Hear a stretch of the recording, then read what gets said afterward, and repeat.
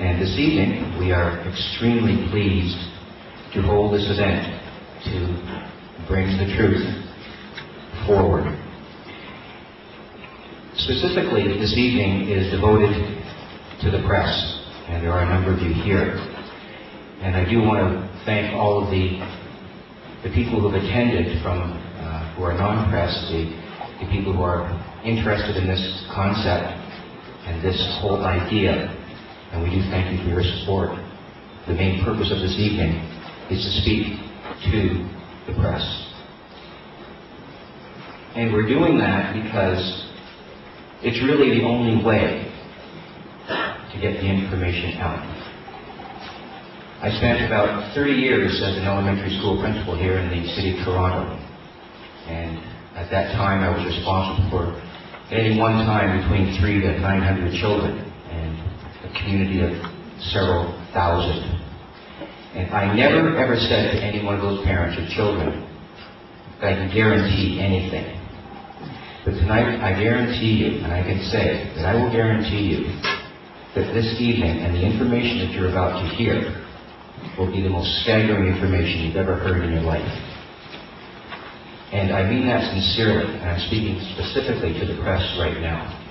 And I know many of you are involved in the day-to-day issues, be it how we dispose of our waste, or guns in Toronto, or the war in Iraq.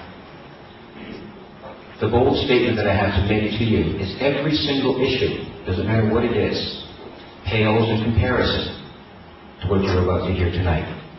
The information you hear tonight has the capacity to change the world, not just now, but forever.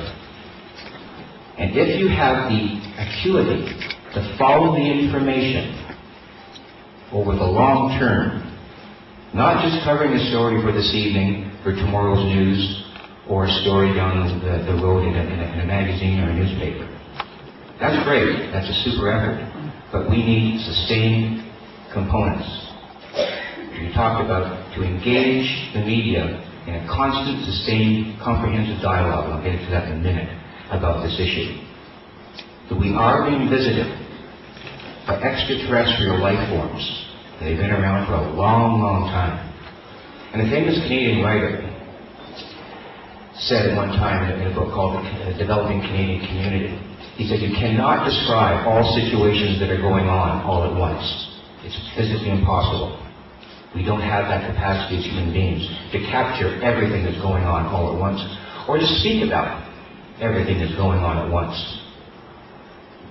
And that's the difficulty. There is so much going on in this issue, it's overwhelming. It's like trying to read an encyclopedia to a 9-month-old child. There is no way that they can consume it. So tonight we hope to give you just a little bit of a taste of what's going on. And the only analogy that I can give you right now is, how long is a piece of string? You just don't know how long it is. So right now, we're just going to give you a little snippet of that string. And we're hoping that you will take this story back to your editors, back to the people that you report to get information out.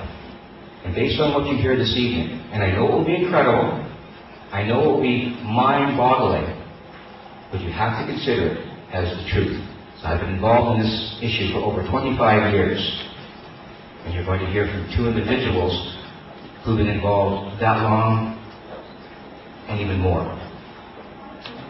So I think it's incumbent upon the press and the media to look at this issue with a sustained acuity, a sustained intellectual acuity. This is not something of ridicule, and I'm dead serious here. This is not something that's, oh well, little green man. It is extremely serious. The life of the planet is at stake here. And if we do not pick up on all of the intricacies of it, we will be wasting the planet. We have a responsibility to take this forward and to engage yourselves, engage the media in this whole issue. I know those are strong statements, but it's been far, far too long that this issue has sat on the back shelf. The carousel of issues revolves around on a day-to-day basis. Listen to one newscast, and it will capture for you the essence of the issues that we are totally consumed by and occupied and preoccupied by on a daily basis. This issue that has the capacity to change the world is ignored and ridiculed.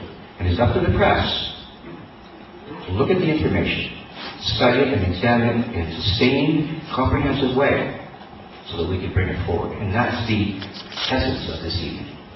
I'm hoping that that message comes through loud and clear. So, without belaboring that point, what I do want to do is introduce Michael Burry, the Director of Exopolitics Toronto, and have him come forward to say a few words.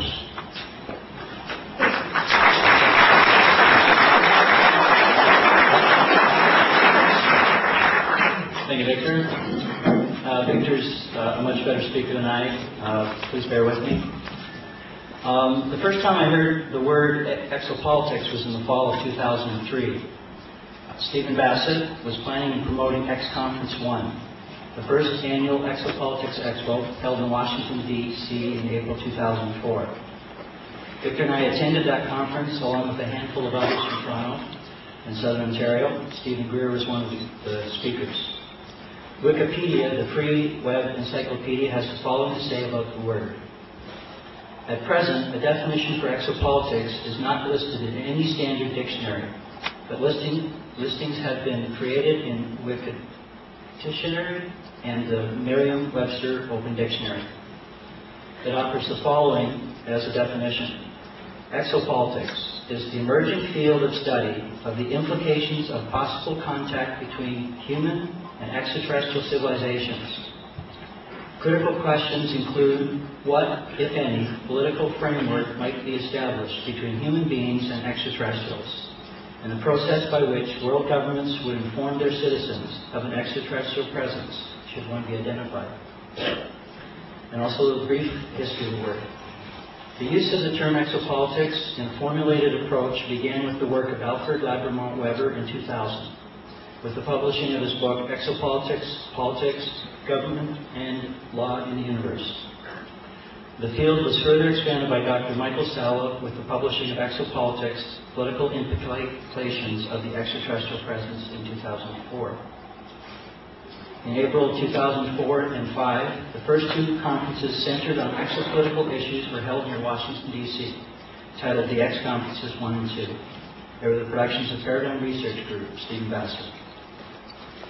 In 2005, former Canadian Minister of National Defence and Deputy Prime Minister, the Honourable Paul Hellyer, publicly disclosed his belief in an extraterrestrial presence, including a crashed extraterrestrial vehicle near Roswell, New Mexico, in July of 1947, at an exopolitics symposium in Toronto on September 25, 2005. Tonight, Exopolitics Toronto again, with the help of the Honourable Paul Hellyer, and for the first time, Dr. Stephen Greer, are providing an exopolitical update. Not to take away from the presentations by Stephen Bassett, Richard Dole, and Stanton Friedman last September, Paul's participation was enormous. When he got up on stage in front of 400 people and TV Ontario and Discovery Channel film crews at Convocation Hall and said, "UFOs are as real as the airplanes that fly over our head," he wittingly or unwittingly scored not a home run, but a grand slam for truth. His courage and message continues to circle the world. Paulo Harris, who couldn't make the trip to Toronto because of illness, has made Paul an icon in Italy. Next month, Paul will be the keynote speaker at the ET Civilization and World Peace Conference on Hawaii, organized by Michael Salla. I will be attending the conference to be part of the Canadian cheering squad for Paul. One of the things I've always wanted to do was swim with dolphins in the wild, and I'm happy to report that I've already booked a swim with Joan Ocean and the dolphins before I leave Hawaii. And here lies my dilemma. Less than 2 weeks ago, approximately 400 bottleneck dolphins washed ashore on the coast of Zanzibar. No one knows what caused their deaths. Many people suspect the HAARP program, where the depths of the oceans are being bombarded by high-frequency noise. If while I'm swimming with the dolphins, what if I sense that they are in pain? What if I hear their cries? What am I supposed to tell them?